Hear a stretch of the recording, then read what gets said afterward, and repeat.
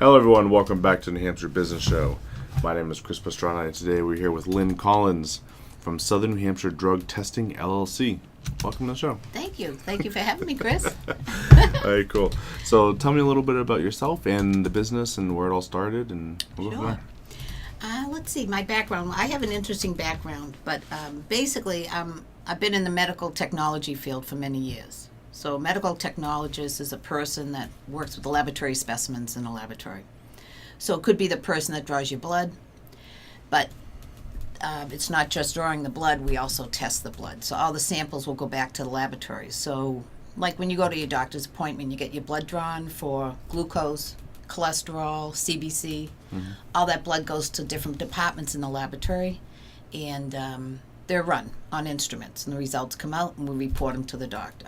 But we're trained in many facets. I mainly worked in chemistry, which I just loved, where we have to look to make sure the tests work properly and the instruments working properly. Weekly maintenance, different things are done to the instrument, things like that. But to make sure the results are good. And then if it's an abnormal result, we double check that, and then we alert the doctor as soon as we can. So that's the med tech piece of it. And that's a huge part of the hospital. I started at Salem Hospital, worked in chemistry for quite a few years. And then I had a chance to work in infertility, so that's the favorite part of my job. I became a andrologist. And I trained at the Brigham. So an andrologist is the part of the infertility program that works with the male infertility, where men might have infertility issues. So I'm the lab where the male partner brings the specimens, semen specimens, to analyze for semen analysis. So I was 13 years in chemistry. I set up an infertility lab after that for 12 and a half years. I managed that. And I was trained at Brigham Women's Hospital. And this program was in Danvers, Mass. At the Women's Health Center. In that program, I did sperm washing for artificial insemination. That's a procedure that's done so the specimen's treated in a certain way so for the procedure of artificial insemination. We had a non-donor sperm bank. Yeah. And that's a sperm bank where the gentlemen sperm bank their own specimen for their own use. Yeah. Could be because of cancer. Could be because we had pilots that were on and off. They worked a week and off a week. And when their partner would need specimens for a procedure, IVF, they would be gone. Yep. And some men's sperm counts were very low, so we would sperm bank them for just in case they needed more specimen to help the sperm count during a procedure. Mm-hmm. And then we did semen analysis for all the different hospitals in the North Shore area. And as infertility semen analysis is done differently now than it did years ago. So it's very precise, and many tests are done during that to help the doctor understand what's going on in the male infertility. So from there, and again, that was my passion. I just loved it. And I actually, other than the drug right now, I did write a book on infertility, and it's a book to help patients get through the program. It's called Sperm Tales. Just thought I'd mention that. But that took me 6 years to write. Yeah. And this is to help because I saw the day-to-day struggles of what patients went through. Yeah. Because infertility, when you think of it, infertility is the only program that a couple will go through that you both go to the same doctor at that time. Normally you have your physical, you go to your doctor, your partner will go to her doctor. But this is a program where the two of you go and see the doctor and to find out why you're having trouble having a baby. Yeah. So I did that for 12 and a half years and actually worked at it even longer in different programs. But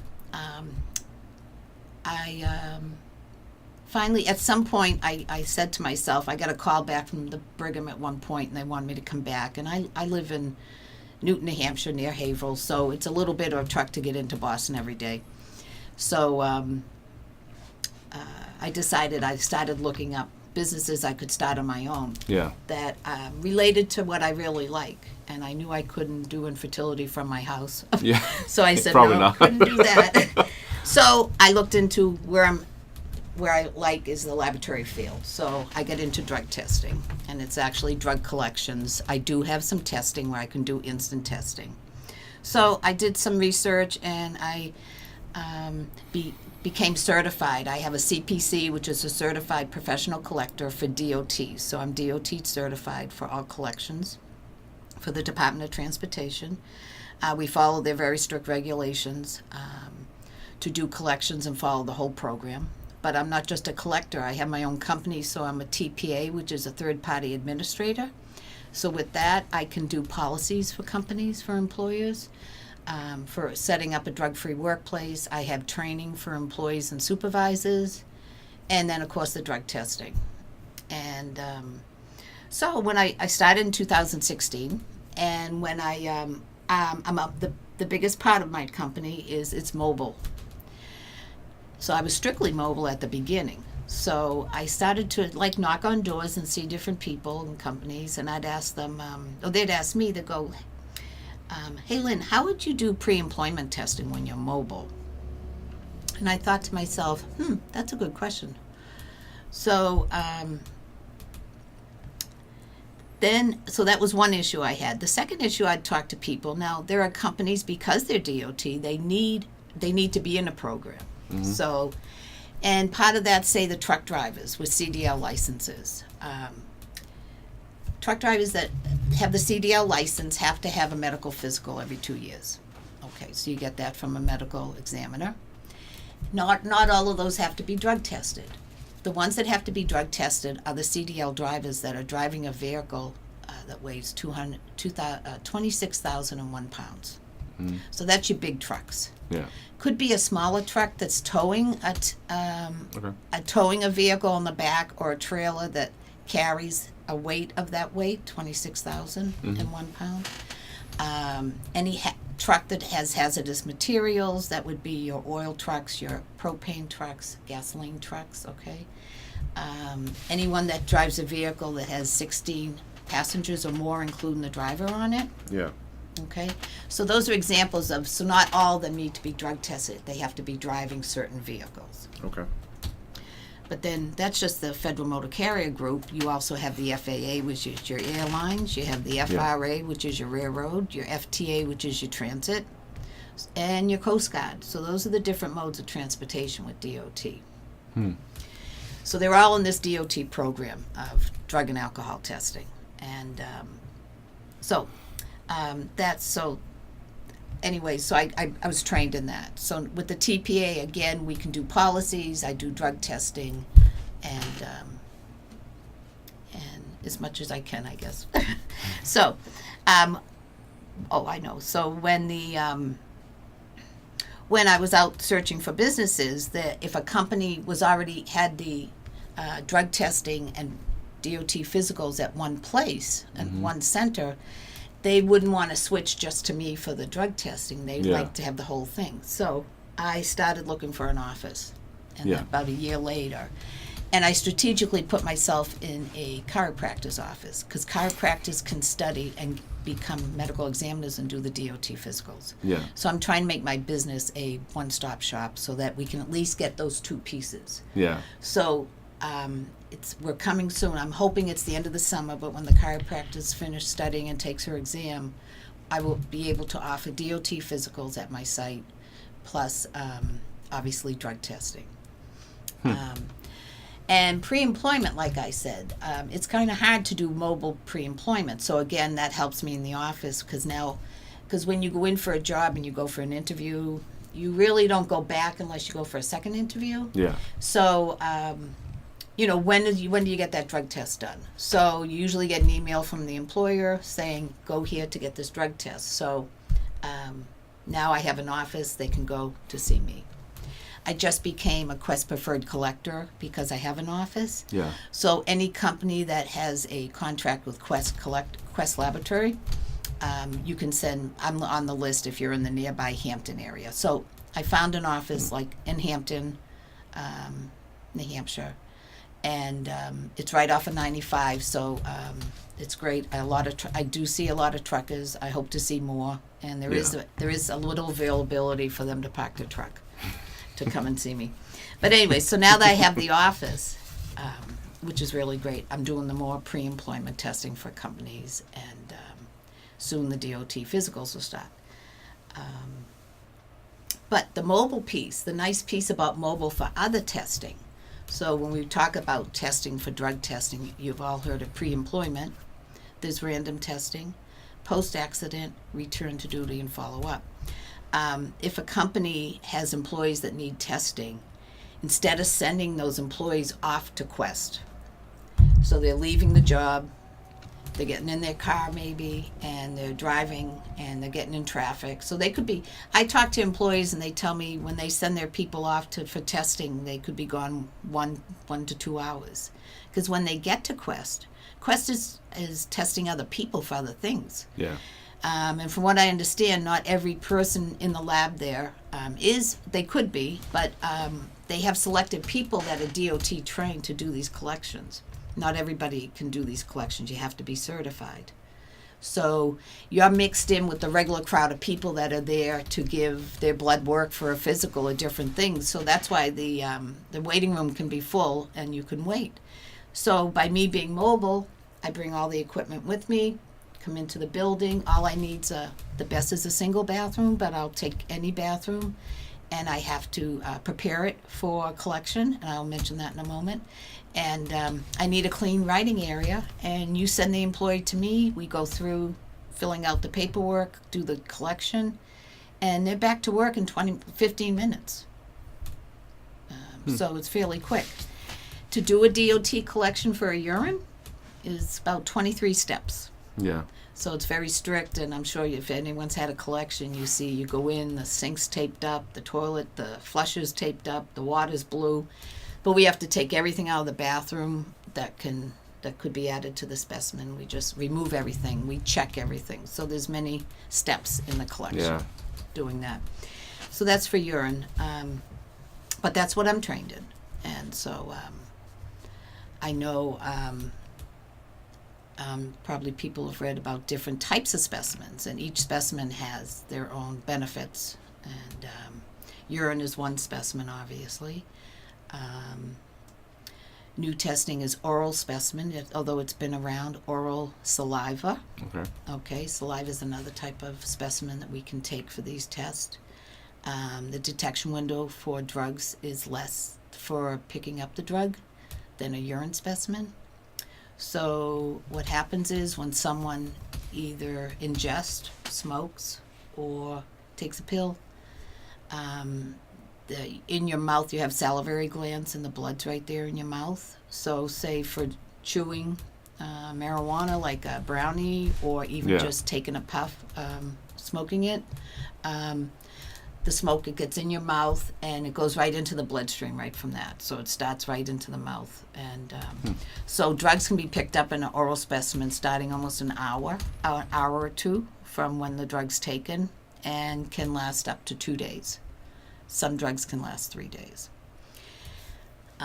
When we talk about drugs in a general sense, everybody's different, and that's what you got to think about when you get results back and you try to understand them. Yeah. Everybody's body size is different. Everybody's metabolism is different. So, you and I could take, say, the same drug, and it might be found quicker in my specimen, or longer in yours, or it may stay longer in yours than me. So there's a lot of variables that go into drug testing. And when a result's reported, it's qualitative. It's either it's there or it's not there. So it's positive or negative. But a lot depends on how long things stay in the system, by how often you take the drug, the concentration of the drug, the strength of the drug, and your metabolism. So you got to keep that in mind. Everybody's different. Do you have any questions? No, I mean we're Going they're along, pretty. Okay. It's a very interesting conversation to have, because I know this is the part that scares a lot of people. When the drug testing comes up. Is it for people to be tested? When an employee's like, okay, I have to go in for drug testing. Yeah. And even if you don't do drugs, there's always like that. I know. Like well, fear. So it's very simple. Let me go over that. I'll help you with that, because that's the first thing I do when someone comes into my office. They have a seat, and I say to them, "Have you had a drug test before?" And some say no, and so I explain. So basically, what happens is if you've ever you come into the office. So this is my job.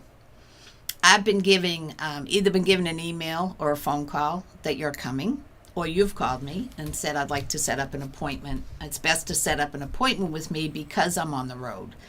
And I'm in my office on 3 days a week, Monday, Tuesday, Friday. But like today, I'm here with you, and my office hours are 8 to 4:30.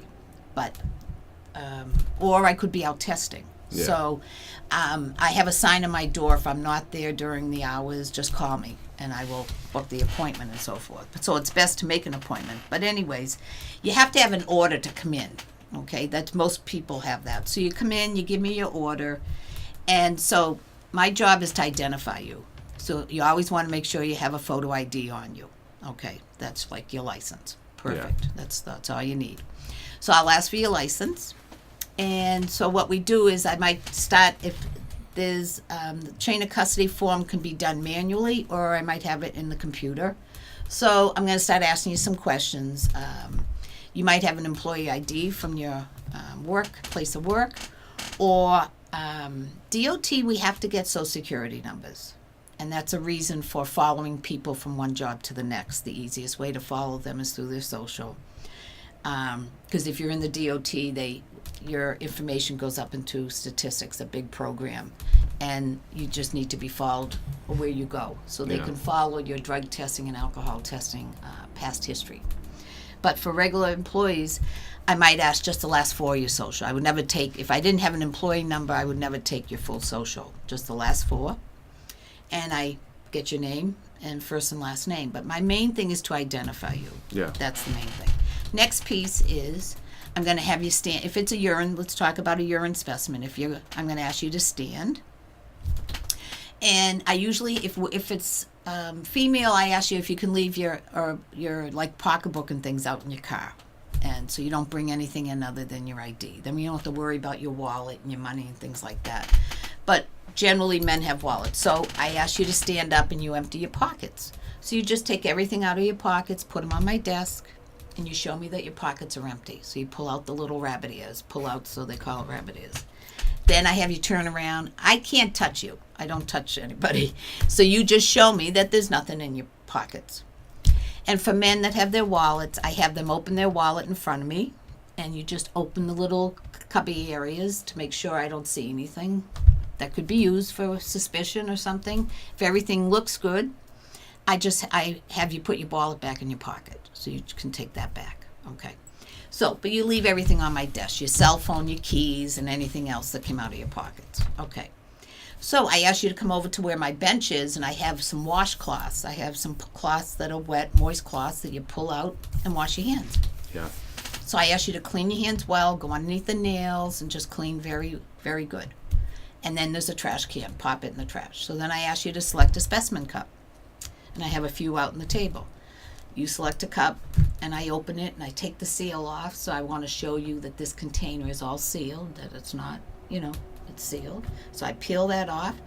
Inside will be a specimen bag, and will be one or two little plastic containers that we're going to put the urine in eventually. So, anyway, I explained to you. So now, meanwhile, the bathroom's set up. I've taken all the products out of the bathroom. I've taped the sink up, and I put bluing agent in the toilet, and I put some tape over the flusher, the handle, and what I say to you is I show you on the specimen cup how much urine I need, and you can give me more, but I don't have a cover at the cup, so about halfway in the cup would be good. And I show you, so I say when you go down to the bathroom, I say when you're finished, don't flush the toilet and don't wash your hands. I stand outside the room waiting for you to I ask you to hand me the specimen when you come out. Yeah. And that's it. We walk. So then the whole time so during this whole process, I'm only working with you, only one person at a time. I wait for you to produce your specimen. You give it to me. You watch me. We walk back to the room. Okay. Meanwhile, I've checked the temperature in the urine, okay, to make sure it's within proper temperature. We have to do that to make sure that the urine, if you're producing your urine, it's coming out of your body, and your body temperature is 98.6, so it should have some type of temp. So you come back to my office. Now I take one of those plastic containers. It's got a really tight snap top to it. I look in the computers. I know when to. We need the minimum amount of urine we need to send is 30 mLs. So some employees might want a split specimen. A split specimen is 2 samples, or a single specimen is 1. So I fill according to what it says, the different vials, 1 or 2. I snap it back. Now you're watching me do this with your specimen. There are labels on the bottom of the form. So we have a chain of custody form that has 2 labels labeled A and B. I take the A off and put the label on the top of the container with the urine and bring the sides down on the label. And then I do B if I had happened to do 2 containers. I have to be very careful not to tear that label. It's very, very sticky. This is a tamper-proof seal. Yeah. Okay. So I label your container and flatten it and make sure it's on there nice and tight. And I'll go write today's date. There's an area to put the date. And then I hold it, and the donor, you're considered the donor that's giving me the collection. So the donor puts his or her initials on the container. Okay. So then we finish the paperwork. And that's you sign with your name, sign, print your today's service, your phone number, your cell phone, and your date of birth. Then I sign my name, and then I go through the sheet with you to make sure everything's filled out properly, that we have your last 4 of the show. We have your name. We have the reason for the test, and that there's a little box that I checked off your photo ID. And that there's a reason. Is it pre-employment? Is it a random test? Is it for whatever reason? I checked that your temperature was good, and if it was a split or single specimen, and there's a comment line or remarks. Do I put anything down? If everything went smoothly, I put no or none. And then this piece of paper, if we're doing it manually, the chain of custody form has got 5 sheets.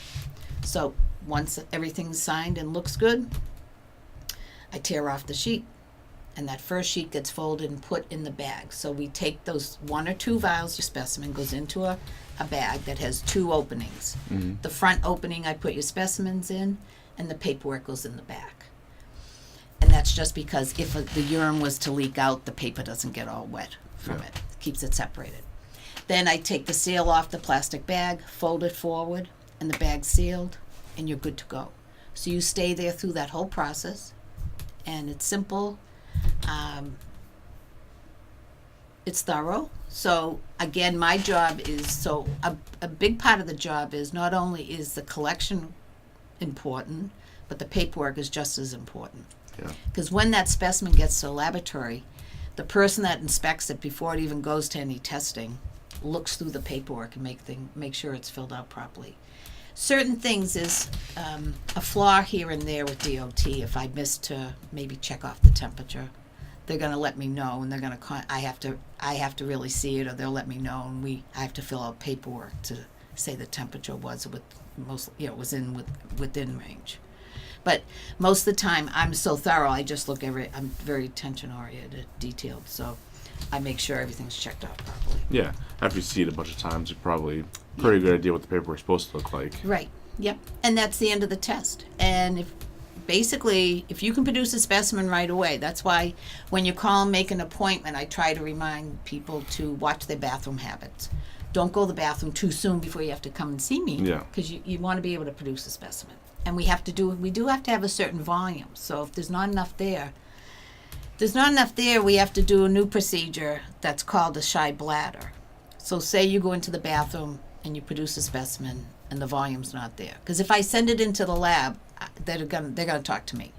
So we have to start a procedure. I can't use that specimen, so I have to dump that specimen. But I will have you sit in the waiting room. I have a waiting room there, and I will give you so much water. You can drink so much water during a 3-hour period, and I have to document how much water you get. I have to document when it starts. And I will explain to you that, make sure you can, don't tell me I think I can go and then try again and it's not enough. Just sit still. Usually with some water, if you wait an hour maybe, and with some water, you should be able to produce another specimen. But everybody's different. You don't have to drink the water. You can do whatever you like. But I have to document it, and that's a shy bladder, and that's a big, in DOT, that's what happens, and the person has to wait. Because once you start the testing, you really got to stay and produce a specimen. You can't say, well, can I come back in a half an hour? No. You got to stay put, and we got to collect the specimen. Yeah. And I can never add more than one specimen, separate specimen, together to equal that volume. You can't do that. I have to only have one specimen for that volume. Yeah. That's a urine specimen. So other samples that have come along, hair testing is big. And hair testing, so like I said, there's different specimens, and each specimen has characteristics and that are good, and that the detection window is longer. Hair samples, your hair grows, on a healthy person, your hair grows a half an inch a month. So we are to collect 1.5 inches of hair. And this gives 90 days of information. So whenever you ingest a drug, it's in your bloodstream. So you need blood. Blood grows your hair. Blood does everything. So in the so they call it a root. They call it a hair follicle. Yeah. So people are thinking when they call me, are you getting the follicle? If you've ever pulled a gray hair out of your head, it hurts. Yeah. And that's the follicle. If you look at the end of it, that's the follicle. I'm not doing that to you. We are, no, I take a pair of scissors, and so first I look to see if I can get 1.5 inches, because they really want us to send that. I can't send less. So for gentlemen like you that have very short hair on your head, I can collect body hair. And so I do that quite often, because a lot of men are bald. And so body hair is, I collect from the armpit, I collect from the chest, the legs, and the arms. I don't go to any private areas. Body hair, head hair cannot be mixed with body hair. So either I collect head hair and that's it.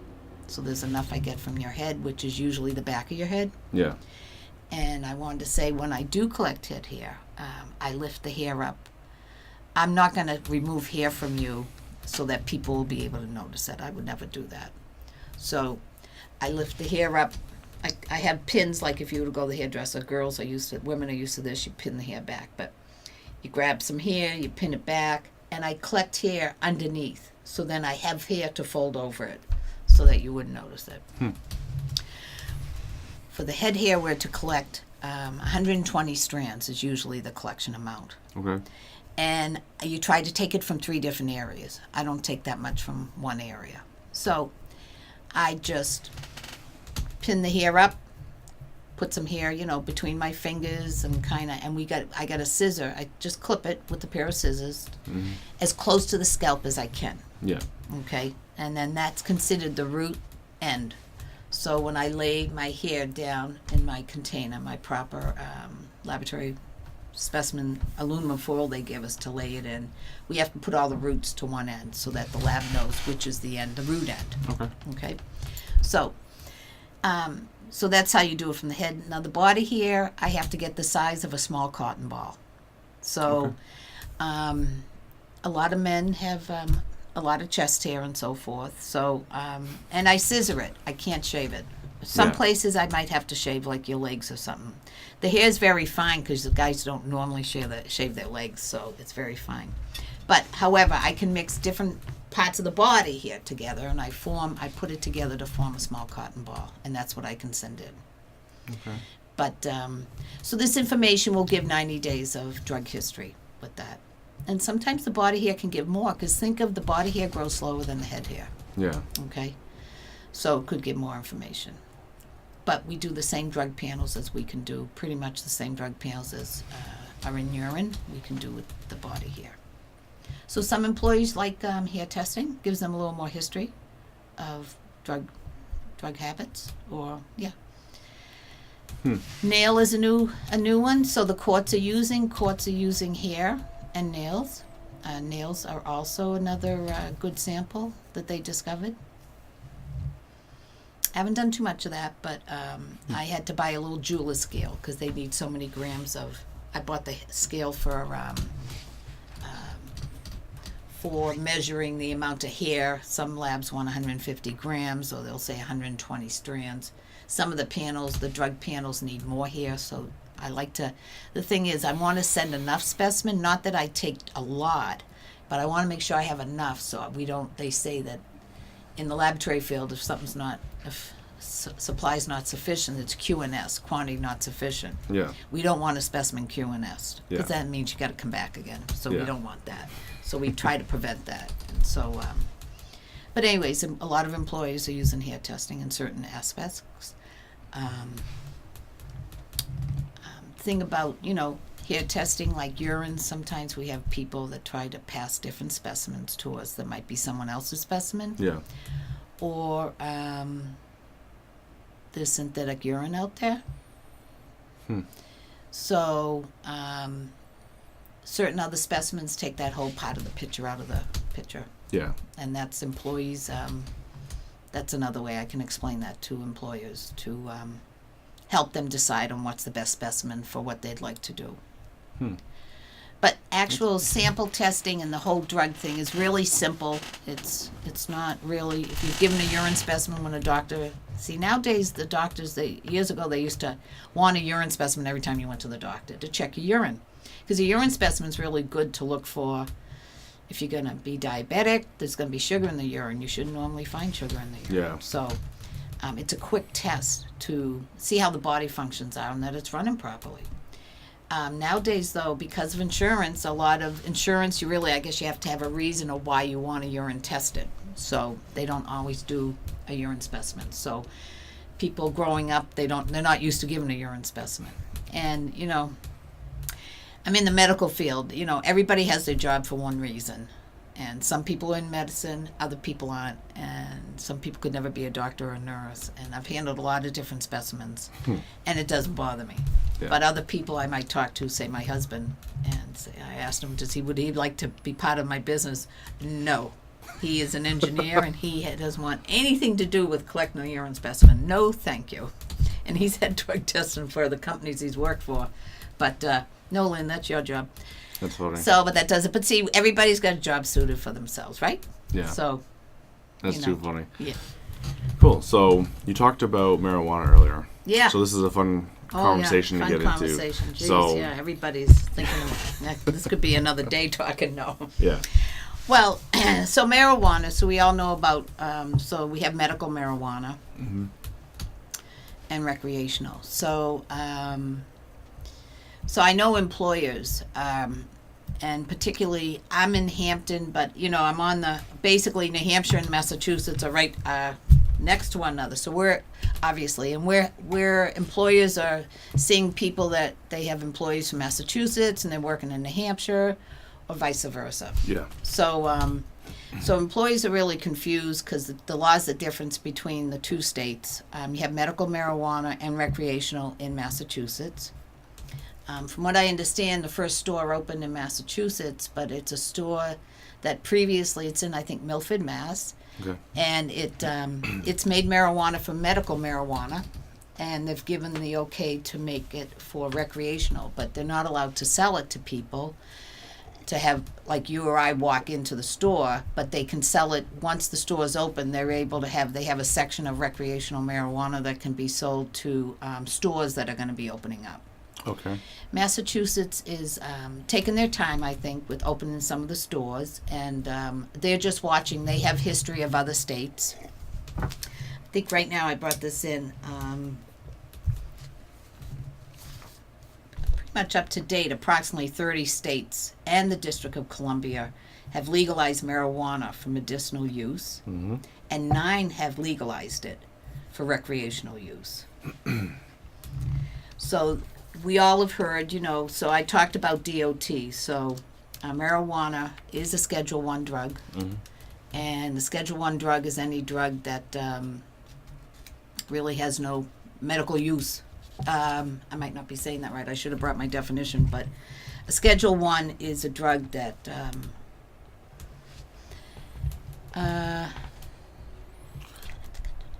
well, yeah, I forget what it is. It's like I've heard it a few times, like either dangerous It's or dangerous. It's forget like the- I it has forget no the it has guideline. no medicinal value. Yeah. Well, it does with medical marijuana. See, I didn't think it's into something else. Well, but- that's an interesting that's conversation to have, Right. on the other side of things. Right, but federally they say that, so with DOT, marijuana, no way at all. It's a zero tolerance for any of that. So if you have a job and you're working in a DOT, you can be randomly chosen. And I did mention the different type of tests, pre-employment, random, and so forth. So random is, for DOT, your name goes on a list, and there's a certain percentage that's pulled every quarter. So there's 4 quarters in a year, so you could be picked 4 times out of the year, possibly, to be picked for drug testing. And obviously one of the drugs that they test is marijuana. They have a 5-panel that they do. Let me just say this, DOTs will only do urine testing. They won't do any other sample. At some point they may look at other samples, possibly oral testing, saliva, but right now it's strictly urine. Their 5-panel consists of amphetamines, which includes methamphetamines. So it's amphetamines, marijuana, cocaine, opiates, and PCP. So those are kind of the top categories. And now the new 5-panel for opiates, DOT started in January of this year, January 2018, to extend it to the synthetic opiates, Okay. which is oxycodone, oxymorphone, hydrocodone, and hydromorphone. So these are the drugs. Back in the past, they did for their opiates were morphine and codeine. So people, they were starting to have accidents with people that were on OxyContin, and it wasn't being picked up because they weren't testing for it, even though it's an opiate. So now they've extended that panel, and this is and because of our opioid problem, epidemic. So we want to keep the roads safe and everything, and safe for everyone. So they've extended that panel. So now all the panels do the 4 synthetics with the urine. Okay. But so you'll never, maybe some point, but I really doubt that you'll ever see the federal government say that they'll okay marijuana. So, there are effects. If you've done marijuana, we know that there are effects with your driving ability and things like this. You have too many drinks, you can't drive. Yeah. You smoke too much marijuana, and it's a different effect to everybody. Everybody has a different effect. But there is proven that it does hurt the senses, and it hurts your, when you're driving, your judgment on, driving. Usually I think people drive a little slower with marijuana sometimes. They might drive faster with alcohol, but anyways, it does affect you in certain ways. So federally, you'll never see marijuana, I don't think, okayed. So now it goes to a state level, and states are have a choice if they want to legalize it or not. So what happens with employers, let's take Massachusetts for a second. Okay, the one law they have is in Massachusetts for an employer to do random testing, so that's quarterly testing, whatever they want to set it up for. They could be monthly, usually it's quarterly. So they set up this program. The state wants them to only do random testing to safety-sensitive positions. Mm-hmm. And safety-sensitive positions, here's a definition for safety-sensitive. It's a job or position where an employee holding that position has a responsibility for his or her safety and others' safety. So it would be very dangerous if an employee did drugs or alcohol. So it's to protect themselves from safety, to be safe, and to protect others so you don't hurt others. Mm-hmm. There's many examples of safety sensitive. Some are very easy and some are you got to think about maybe, but anybody that's driving, and it could be a truck driver down to someone, nowadays there's a lot of banking services, but I can remember a lot of people would go make deposits at banks during the day. Well, right there, that person's in a safety sensitive position. Yeah. Some services now, I understand you can do it from the work, so I don't know how many people are still going to the bank on a daily thing, but they could be. But going into people's homes, think of this one. When people take drugs and they get addicted, your brain takes over. It's not so, the brain starts working and it works on the synapses, the neurosynapses in your brain, and it changes. It could be quickly. It depends on how much you do and how young you are. You're very young, your brain's not fully developed.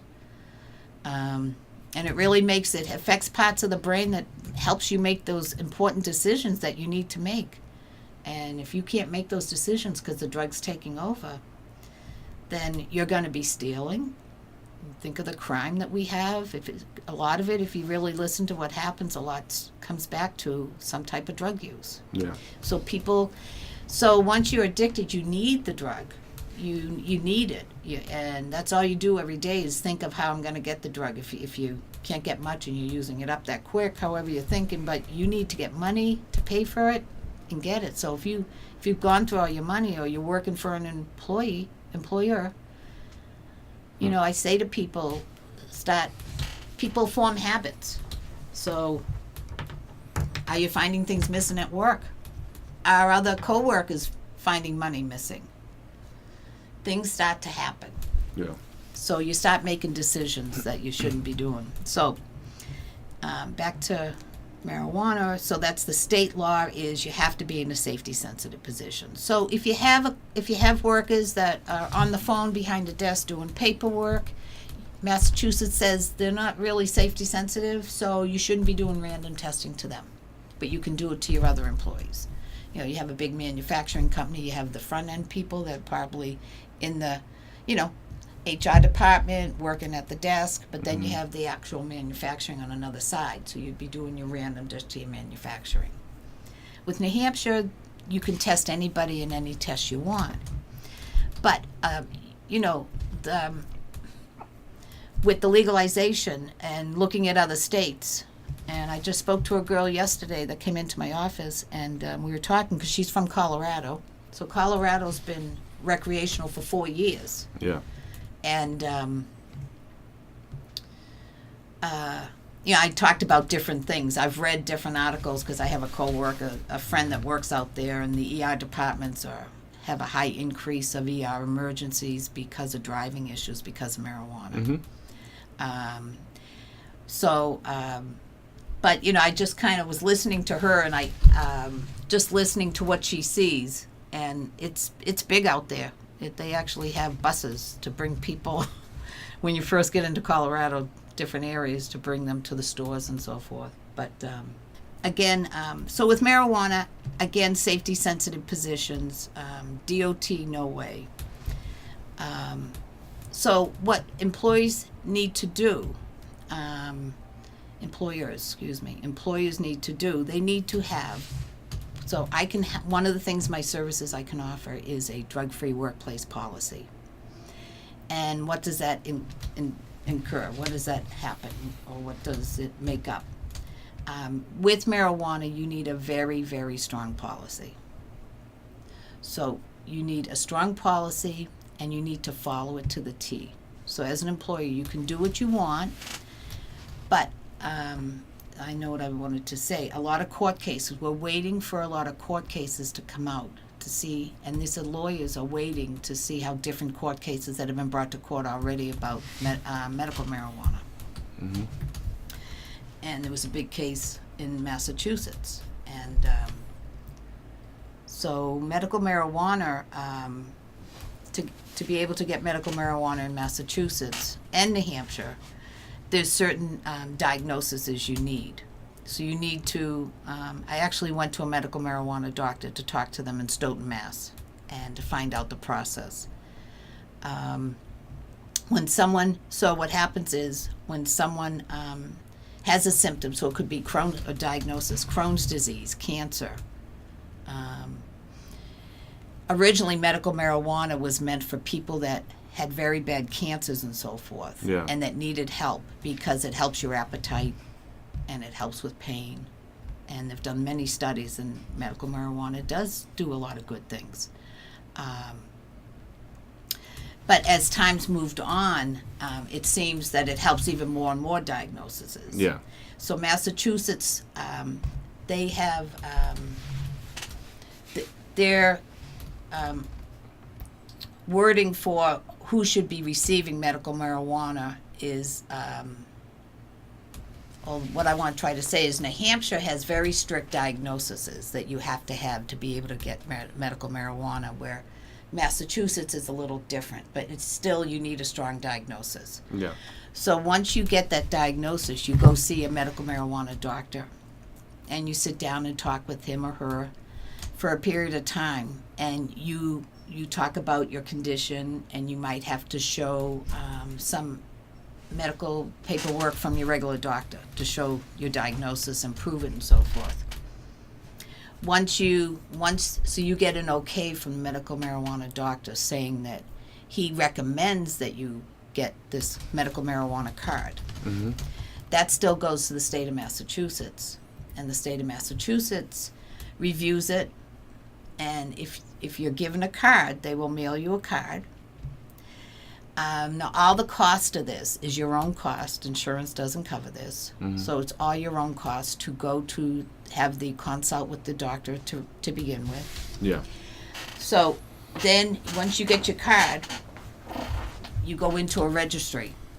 And from what I understand, the registry also looks at all your other prescription medications you're on. So they're able to see all the medicines, because they want to make sure that if you're going to be taking this drug, that you need to make sure you have no side effects with other drugs. Yeah.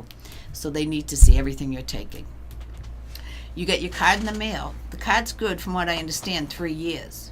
But you have to see the doctor every year, or it won't be valid. So even though the date's valid, you have to still go back to that medical doctor, medical marijuana doctor, and see how you're doing and see the outcome. So he has a suggestive amount that I think you take. You will then go to the store, and I think that card gets you through the door, so you have access. So if you didn't see a doctor in a year or so after your first, you can go back to do your recheck after a year. You won't. I don't think you'll be able to get it. But the state, you're registered. The state knows, and you're only given a certain amount, and then you will go back to that doctor, I think, periodically to make sure, see how it is that he recommended, that you're taking the right amount, that you're not doing too much. Yeah. It's just like any prescription. It's prescribed a certain way. You take 1 pill a day or 2 pills a day, and you're given so much a month. You don't want to take too many, okay? Yeah. Okay.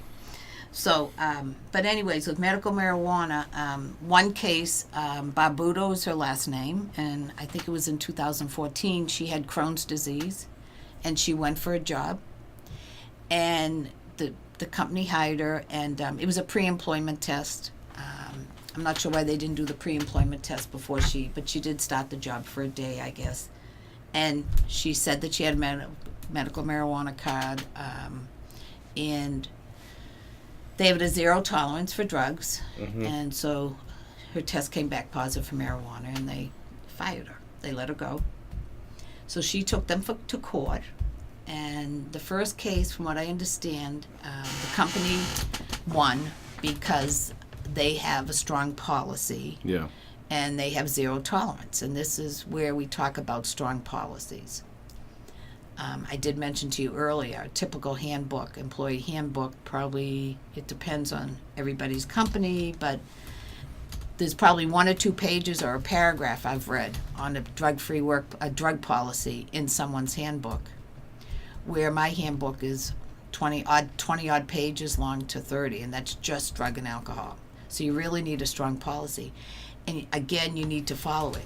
If you're brought to court and the lawyer says, do you have a company policy for a drug-free workplace? Yes. Do you follow it? You got to follow what you put in it. And you make the decisions on how you're going to handle these situations when people are positive, or are you going to test? Yeah. Okay. It's actually a really big area when you think about it, like, because we have just a new business. Yep. There's a lot of things that confuses people, and they don't know what to do. And Yep. When you start getting into the HR world, like you hire a couple of people, and then a lot of times you're so worried about paperwork and all that stuff that something like this would completely slip your mind. Right. Like, what do you do if someone comes in and they're high or drunk? Right. And you're like, usually it's after it happens that you're like, oh man, I need to do something about this. Well, so that's a good point. So again, and these are things we cover. So I work with employees all the time that are thinking of setting one up, and we sit and talk about it. And we say, and I said, why do you want it? Do you have safety sensitive positions? Yes, I do. And I'm worried. They're getting worried about marijuana. They're, because it's recreational, they think people are going to be doing it all the time. Mm-hmm. But we're treating, if you think of to treat it like alcohol, when you come to work, we drink at night, but when you come to work, we're not drinking during the day. Yeah. With marijuana, the only situation is it stays in your body longer. I know everyone's heard alcohol's water soluble, marijuana is fat soluble. So it stays in the fat, so it's released out in the system longer, and it can be still picked up in the urine. Mm-hmm. So that's where it causes a problem. So that's what's kind of confusing employers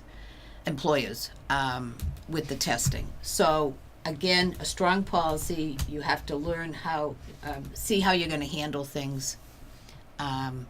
There is testing that can be done. Oral testing can help employers because it only goes back 2 days.